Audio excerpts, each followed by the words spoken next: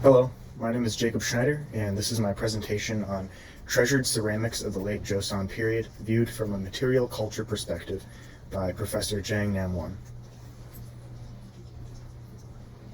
So Professor Jang Namwon is a professor at the Department of Art History at the Graduate School of Ewha Women's University, and is currently the director of the Ewha Women's University Museum. She has immersed herself in pottery and has published 50 theses and more than 30 related books.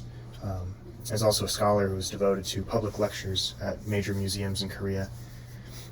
She serves as a member of the Intangible Cultural Heritage Community of the Cultural Heritage Administration and a member of the Seoul Metropolitan Government's Cultural Heritage Committee. So the main argument that she was trying to make in this writing was that around the turn of the 18th century, people began to place a lot more value on objects and just became more interested in them and more interested in studying them. Goryeo ceramics began to receive attention as being prized possessions or collectible by people. And they were also used in more diverse ways, not only as functional objects, but what they call scholars' accoutrements, or ornaments, and just being appreciated for what they are, just decorative objects.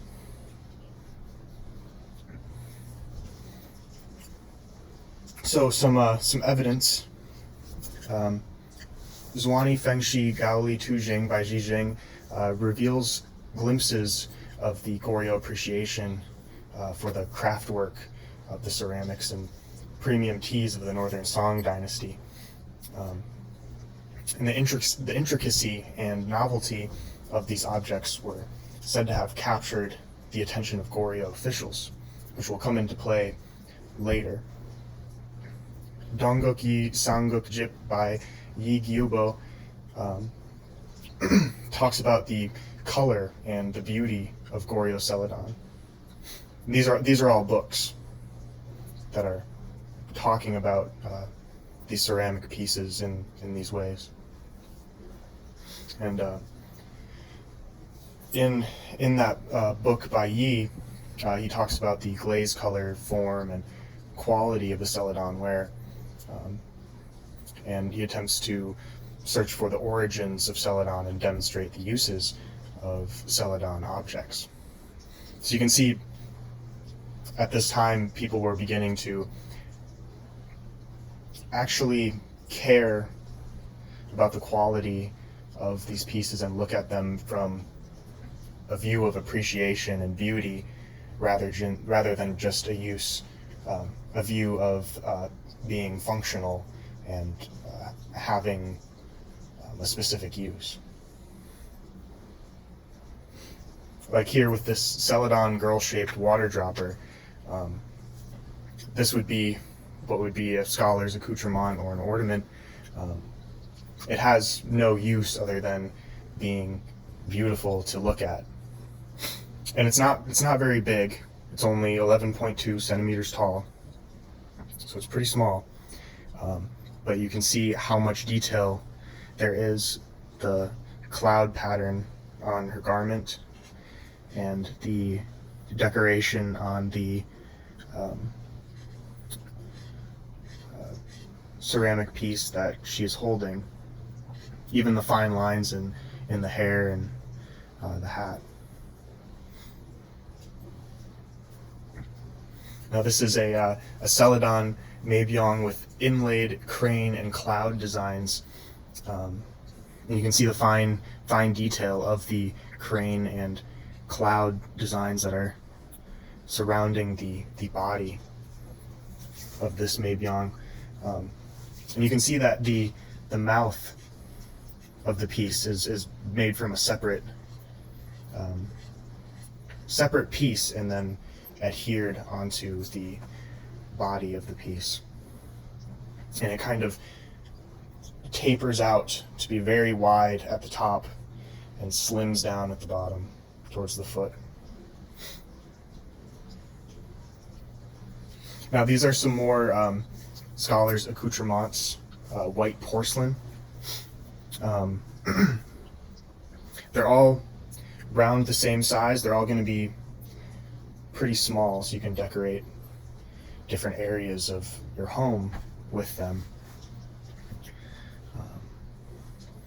What seems to be on the left, some sort of natural formation, or maybe like hillside, mountainside.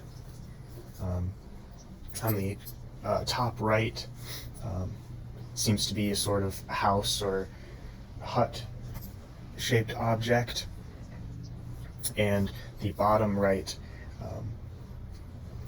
you can see very slightly at the top there are some holes surrounding the top of the piece, and it's hollow on the inside, so I imagine those would be used for ventilation of some sort, or maybe to hold flowers or something else. Anything that you could put in that hole, I'm sure it could be used as a holder for that. And it's decorated with this dragon design surrounding it.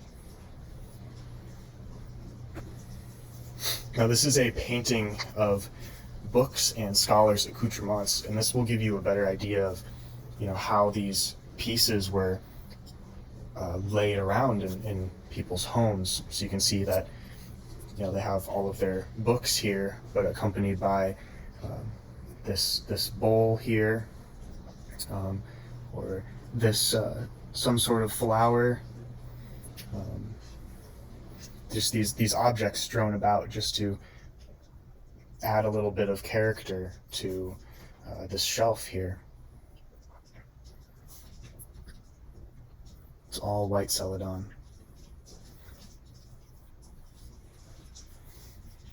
And this is another one, folding screen with image of a bookcase and scholars' accoutrements. Same sort of thing. You have all the books laid around very neatly, and various decorative porcelain objects or different ceramic objects laid about. You can see a vase here with flowers in it. This vase here, kintsugi. Just various items to hold other things or just act as strictly decoration. And this is an example of something that is both functional and decorative, which you saw more leading into the late Joseon period. This is a blue and white porcelain peach-shaped water dropper. So it's functional. It is a water dropper. So you would fill it with water and use it for various things.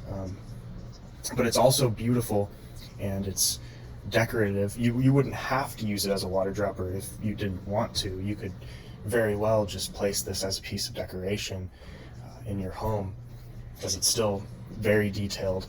10 centimeters tall, not very big, but you can see all of the painting around the top, the decoration, and all of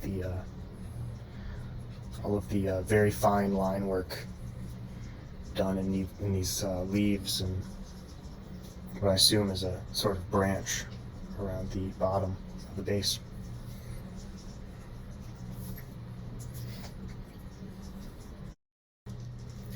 Now, some unfamiliar terminology that I came across while reading this. Hwamansuk, it was a mat from the Goryeo ages. It was decorative, and it was used to set up the living room for guests. Just a decorative mat. From my understanding, a sort of rug type situation. Usually had many bright colors on it, depict some sort of image.